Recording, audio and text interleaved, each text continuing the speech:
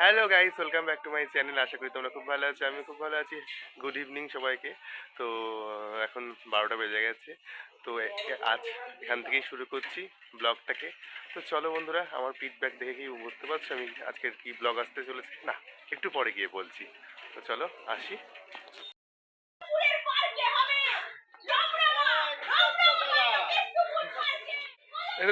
এই আসছি। ও মামা, তোমার চুলটা একটু দেখিয়ে দাও। ও মামি আসছে, কি বকো করছে তোমরা তখন থেকে? কি হয়েছে? হ্যাঁ, আসছি। তো বন্ধুরা টিকিট কেটে নিই। হ্যাঁ,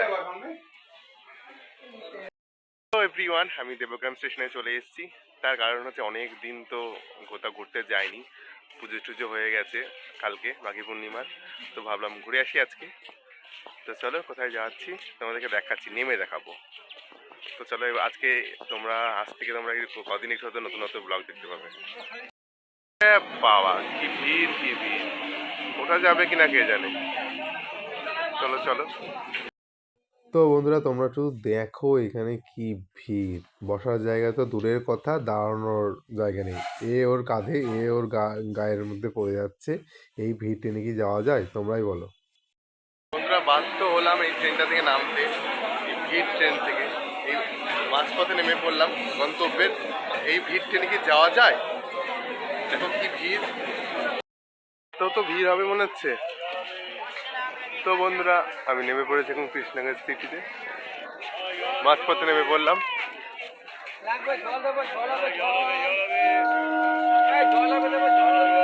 তো জানি না, বুঝতে পারছি না। তো বন্ধুরা জানি না কি হবে। এই 4 নম্বর প্ল্যাটফর্মে এখন আসলাম। এই স্টেশনে তো মানে এই প্ল্যাটফর্মে তো প্রচুর লোকজন। তো ভিড় কতটা হবে, জায়গা পাবো কিনা, এই একটা চিন্তার বিষয়। দেখা যাক, ট্রেন তো আসুক। এখন দুদিকেই প্রচন্ড ভিড়। বন্ধুরা ভিড় দেখো। এ তো ওর ট্রেনটা থেকে নেমে মনে হচ্ছে ভুল করলাম। এটা তো এখানে হচ্ছে আরো ভিড় হবে। রে বাবা, রে বাবা!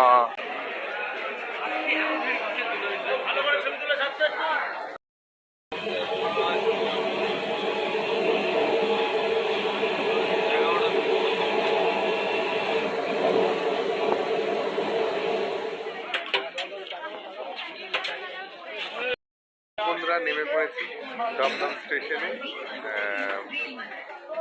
আজকে না অনেকবার ট্রেন পাল্টাতে, দমদমে নেমে আবার ট্রেন পাল্টে নেক্সট গন্তব্যে যেতে হবে। চলো ট্রেনের অপেক্ষা করছি।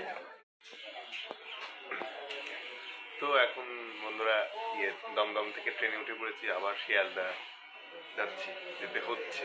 আর মহান ব্যক্তির সাথে আমি আজকে দেখা করতে যাচ্ছি, মানে দেখা করবো তার জন্য। তো তার কর্মক্ষেত্রের সামনে যেতে হবে আমাকে। তারপর যেখানে যার উদ্দেশ্যে বেশি সেখানে যাবো। তো চলো বন্ধুরা, এখন ট্রেন শিয়ালদা ঢোকার আগে আউটারে দাঁড়িয়ে পড়েছে আর পুরো ফাঁকা। বন্ধুরা আমার প্রিয় শিয়ালদা স্টেশন নেমে পড়েছি, এবার গন্তব্যে যাওয়া যাক। তো চলো শিয়ালদা স্টেশন থেকে বেরিয়ে যাওয়া যাক।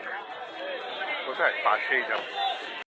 তো বন্ধুরা শিয়ালদা স্টেশনটাকে দেখো কি করেছে, জাস্ট চেনার উপায় নেই।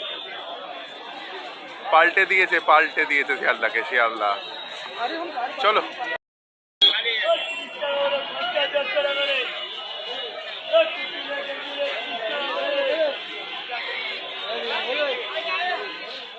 তো বন্ধুরা শিয়ালদা স্টেশনে থেকে বেরিয়ে এই ধরনের বিভিন্ন রকম ফলের কাটার স্টল আছে, জামা কাপড়ের স্টল, জুতো।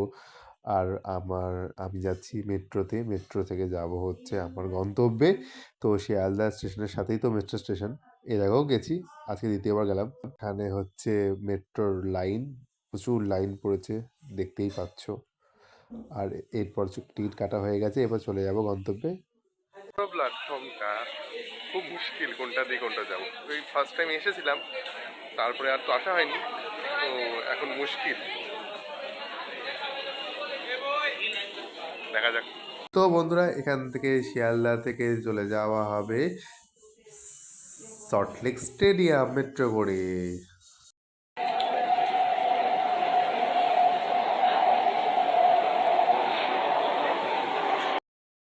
নেমে পড়েছি সল্টলেক স্টেডিয়ামে।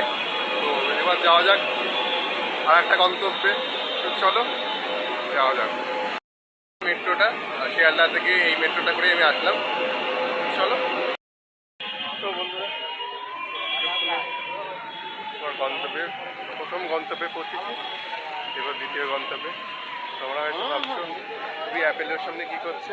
ও বাই দ্য ওয়ে, আমি অ্যাপেলের সামনে আছি আমার কারোর সাথে দেখা করার কথা, আমার বন্ধুর সাথে, ডাক্তার বন্ধু।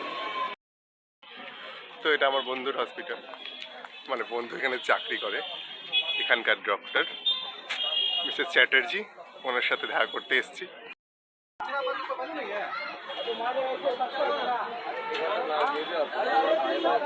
তো বন্ধুরা এই দোকান থেকে আমার প্রাণের বন্ধু আমার প্রিয় জিনিসটা খাওয়াচ্ছে, চা, যেটা আমি সব থেকে বেশি ভালোবাসি। তো এই মহান ব্যক্তির জন্য আমি এসেছি, যাকে ক্যামেরায় দেখানো যাবে না, তিনি বলেছেন পরে আসবেন। টাটা টাটা ডাক্তারবাবু, টাটা, সাবধানে যাস। তোমাকে তো মুখ দেখানো যাবে না, পরে ফোন করবো। Tata tata. তো বন্ধুরা অ্যাপেলের সামনে থেকে আমি অপেক্ষা করছি কেষ্টপুর যাওয়ার বাস ধরতে। তো আমি তো এখন কলকাতায় চলে এসেছি। তো তোমাদেরকে এটাই বলার ছিল, এইদিকে অ্যাপেলো, এই সোজা গেলেই অ্যাপেলো, জাস্ট অ্যাপেলোর সামনেই দাঁড়িয়ে আছি। আমার ডাক্তার বন্ধু চলে গেল দেখা করে। তো চলো এবার আমার মেন গন্তব্যে যাওয়া যাক। এখানে বাস দাঁড়িয়ে আছে, এটা কেষ্টপুর যাবে না, কেষ্টপুরে বাসটা আসুক। তো চলো, কলকাতার ব্লগটা তোমাদের কেমন লাগছে আমাকে কিন্তু কমেন্টে জানাবে।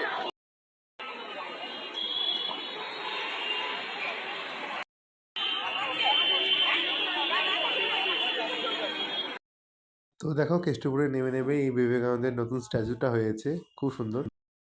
তো প্রিয়ন অবশেষে কেষ্টপুরে পৌঁছে গেছি, নেমে গেছি কেষ্টপুরের রাস্তায়।